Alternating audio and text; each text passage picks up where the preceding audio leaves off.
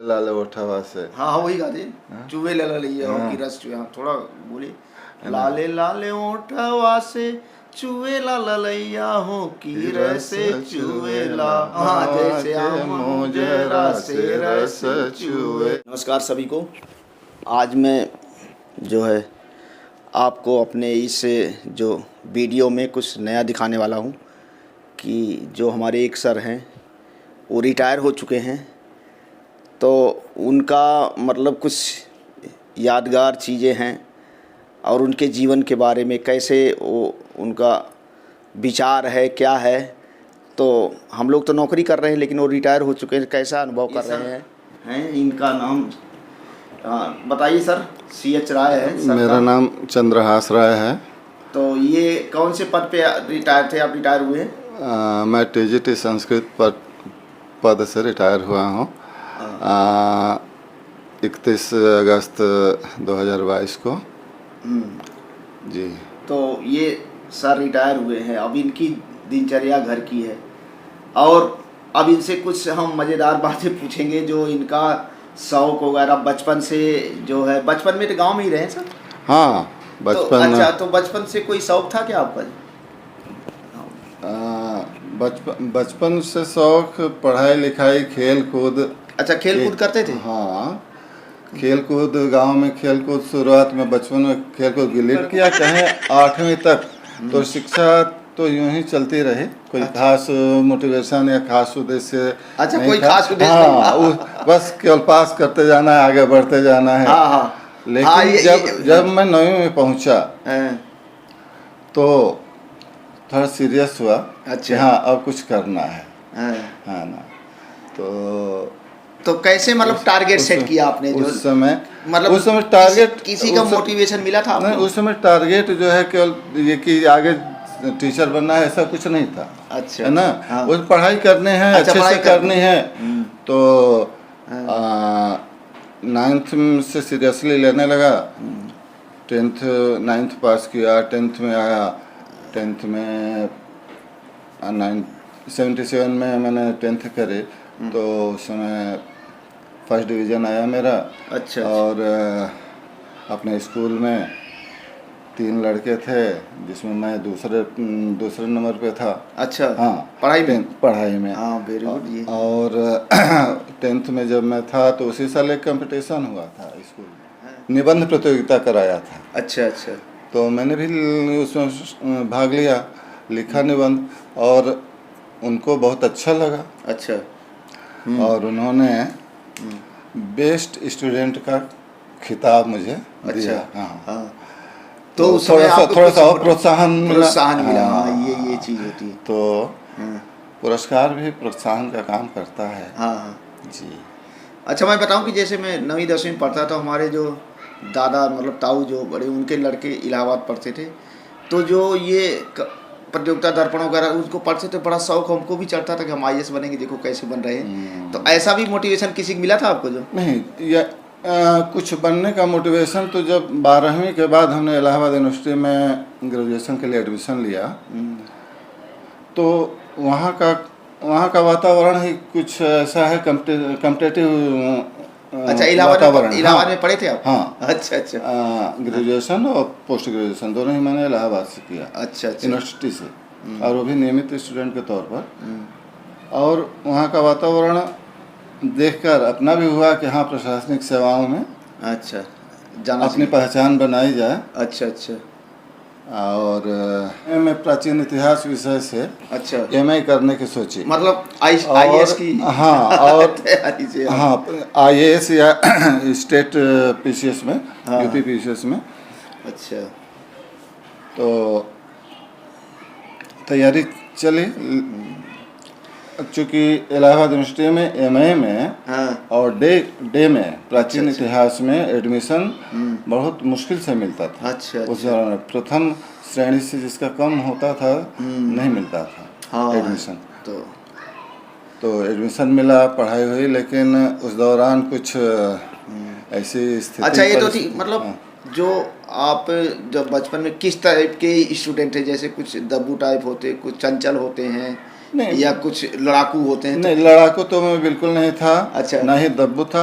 हाँ, जिम्मेदारी तो एज ए स्टूडेंट हमको क्या करना है, शोर नहीं करना है, हाँ, अच्छा, पढ़ाई अच्छा, से अच्छा। मतलब जो ये अनुशासन, अनुशासन या नैतिक परिधि जो थी, हाँ, उसके अंदर ही रहना अच्छा लगता। अच्छा वो तो ठीक है। अच्छा, जब आपने टीचिंग ज्वाइन किया तो पहले प्राइमरी में ज्वाइन किए थे? हाँ, प्राइमरी पहले टीचर में? हाँ, प्राइमरी अच्छा, में ज्वाइन कितने किया साल तक था। रहे उसमें? 28 जनवरी 92 को मैंने प्राइमरी अच्छा, में, 92। हाँ, अच्छा, फिर प्रमोशन कब हुआ टीजीटी में?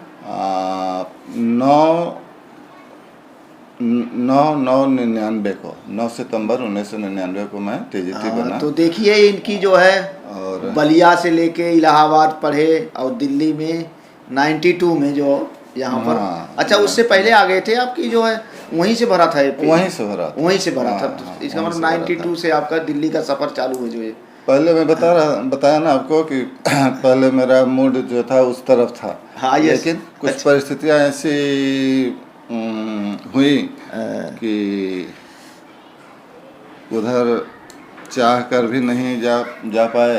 हाँ। तो फिर एक वैकल्पिक रास्ता है ना क्योंकि थोड़ा जिंदगी सा- तो चलानी ही है। तो फिर ट्रैक बदला मैंने और बीएड किया। बीएड करने के साथ ही वैकेंसी आई, मैंने भर दिया और यहाँ हो गया। मतलब ये जिंदगी तो चलनी ही है। हाँ, चलनी भाई है। एक पे हम टिके रहेंगे, अगर वहाँ नहीं हुआ हाँ, तो जो एक वैकल्पिक रास्ता जरूर होना हाथ चाहिए। में होना चाहिए, है ना, कि जिंदगी चलती रहे। तो एक लाइन में अगर आप कहें चाहें कि जिंदगी में सक्सेस के लिए क्या चीज़ जरूरी है, मतलब जैसे आप कह रहे हैं कि वैकल्पिक रास्ता जरूर होना चाहिए। हाँ, मतलब एक चीज को ही ना अपना टारगेट बनाए कि भाई जो मेरे हिसाब से, हाँ, मेरे हिसाब से वैकल्पिक रास्ता भी होना चाहिए, उस पर भी आपको सोचना चाहिए।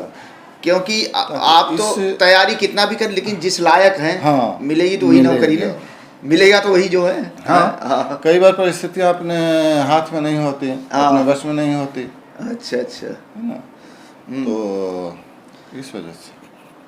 अच्छा, अब यहाँ स्कूल में जब हम 2021 में आए जो है जी, तो हमको किस नज़रिए से देखा आपने जो जब हम आए यहाँ पर? पहले से पहले थोड़ा बहुत तो जानते ही थे। हाँ, आप के बारे में थोड़ा पहले सुना भी था। और आपके छोटे भाई जो आईटी थे यहाँ पे, तो वो बड़े ही मिलनसार, हंसमुख थे। एक बार मैं उनके साथ गया भी हूँ आपके घर पे, लेकिन उस समय इतनी तफसील से बातचीत नहीं हो पाई, मुलाकात। हाँ, तो आप आते ही आप मिलनसार आदमी, अच्छा, सबसे मिलजुल कर, है ना, और तो आपका ये इंटरव्यू लेना, वीडियो बनाना, पढ़ाई में हिस्सेदारी, बच्चों को अनुशासन रखने में, है ना, अच्छा देख कर लगा। अच्छा लगा जो मतलब आदमी की मतलब कोई न कोई हॉबी होनी चाहिए। हॉबी होनी चाहिए। हॉबी से ही रस मिलता है जीवन का रस, जीने की प्रेरणा मिलती है ना। जब तक आप में कोई हॉबी नहीं होगी, कोई मोटिवेशन नहीं होगा, कुछ सोचेंगे नहीं, तो जिंदगी नहीं। तो वो तो मतलब ये कि बैल की तरह से यहाँ से जाओ वहाँ से आओ, जो है अपना जो ये चलता रहेगा। मोटिवेशन होना चाहिए। तो आपकी भी कोई हॉबी रही है क्या, जो मतलब बेशक लोग ना जानते हो लेकिन अपने अंदर ये बना के चलें कि हाँ ये मेरी हॉबी है, जो चाहे गाना सुनने की ही हो? हाँ, गाना सुनना, पर्यावरण के प्रति प्रेम। अच्छा। अब मैं सोच रहा हूँ कि जब यहाँ से सेवानिवृत्त हो गया, तो फिर पर्यावरण के क्षेत्र में गांव में जाकर कुछ काम किया जाए। मतलब कैसे पर्यावरण में वृक्षारोपण। हाँ, अच्छा, वृक्षारोपण, है ना, अपने खेती बाड़ी है तो वहाँ कुछ वृक्षारोपण किया जाए। अच्छा, अच्छा, और पर्यावरण में कुछ योगदान दिया जाए, जिससे हरा भरा पर्यावरण रहे। अच्छा, गाना सुनने का शौक बहुत रहा। पुराने तो गाने जब जैसे आप पढ़ाते थे तो क्या सूत्र लेके चले थे कि जो है बच्चों को किस तरह से अपना एक सबका हर का एक फार्मूला होता, कोई अनुशासन में रख के बच्चों को पढ़ाता है, कोई अपना टाइम टेबल एकदम फिक्स करके? क्लास में पढ़ाते समय अनुशासन का होना तो मस्ट है, बहुत जरूरी है। उसके बिना तो आप कुछ कर ही नहीं सकते। तो कैसे अनुशासन को कंट्रोल, क्योंकि सब लोग नहीं कर पाते ये चीज़। जो अनुशासन आपको परिस्थितियों के अनुसार ही क्लास में अनुशासन किस तरह के स्थापना करनी पड़ेगी। कौन किस तरह का बच्चा है, कुछ बच्चे जो हैं वो आसानी से आप कह दें चुप हो जाते हैं, कुछ को समझाना पड़ता है, नज़दीक को ला कर बेटे आप क्यों ऐसा कर रहे हैं, क्या आपको पढ़ना क्यों नहीं चाहते, क्या आपको दिक्कत है, आप क्लास को डिस्टर्ब क्यों कर रहे हैं, है ना। तो ऐसे 2-4 बच्चे क्लास में होते हैं, उनको आप पास में बुला कर पूछेंगे समझाएंगे ना तो वो समझ जाते हैं। ग्रुप में नहीं समझते, लेकिन जैसे ही आप उनको पास में बिठा कर बुलाकर पूछेंगे, कहेंगे तुम्हारे पिताजी क्या करते हैं, क्या वो सोचते हैं, क्यों भेजा है तुम्हें। अच्छा, आपका मतलब तो फिर कहने का मतलब ये है कि जो बच्चे इस तरह के हैं, हाँ इस तरह के हैं तो जो उनको आप अपने एकांत में बुलाइए जो, और उनसे थोड़ा फेमिलियर होइए। हाँ, ये बहुत अच्छी बात बताई, जो कि लोग कर नहीं पाते। लोग सोचते हैं कि हम उनको डांट करके डपट करके कर लें, फिर और भी नहीं कंट्रोल होते इस तरीके से जो आपके जीवन को रसमय बनाते हैं। बेशक चाहे आप पढ़ाएं या कहीं नौकरी करें, कुछ भी करें, वो चीज़ हर जगह काम आती है आदमी। बिल्कुल। सामाजिक कार्य है, यह भी हो, पर्यावरण हो, परिवार के प्रति जिम्मेदारी है, ये भी एक हावी है कि हमारे बच्चे पढ़ लिख जाए, अच्छे बने, उनके लिए अच्छी अच्छी सुविधाएं जुटाएं, है ना। ये भी एक हावी है, है ना। सबसे पहले तो अपना परिवार ही सुधर जाए, वही बहुत घूम भ्रमण है, ये भी एक हॉबी है। तो आपको ये सब बताने के लिए बहुत बहुत धन्यवाद, जो बहुत इसमें बहुत सारी कीमती बातें बताई हैं लोगों को। आशा करते, तो आप क्या संदेश देना चाहते हैं लोगों की, किस तरह से मतलब लाइफ को अपना बिताना चाहिए कि जो परिवार भी सही रहे और बाहर की भी जिम्मेदारियां भी संभाले। देखिए समय बिताने, समय तो आप बिताए या नहीं वो तो बीतेगा ही, लेकिन फ्रूटफुल टाइम बिताना मतलब परिणामदायक समय, जिससे दूसरे भी प्रभावित हों, आपको भी अच्छा लगे, है ना। तो अपने कार्य से, व्यवहार से, विचार से समाज के लोगों को एक सीख देना, जिससे पता चले कि आप जो व्यवसाय में है कम से कम वो उसकी झलक तो होनी चाहिए, आपके व्यक्तित्व में वो चीज़ होनी चाहिए, ताकि वो समाज के अरे देखो वो सर जी रिटायर होने के बाद भी ना वो ऐसे रहते हैं, है ना, उनसे सीखो, इस तरह की। मान लीजिए हम टीचर हैं, हम लोग जो है तो ऐसा जरूर काम करें कि लोग समझे कि टीचर हैं जो। जो मतलब बिल्कुल हटके रहेंगे तो कैसे लोग समझेंगे, जो आम आदमी कैसे फर्क पड़े। तो वो अपना वो चीज़ बना के रखना चाहिए कि जिससे अपने जो हमारा पद है उसकी गरिमा बने रहे। बिल्कुल सर।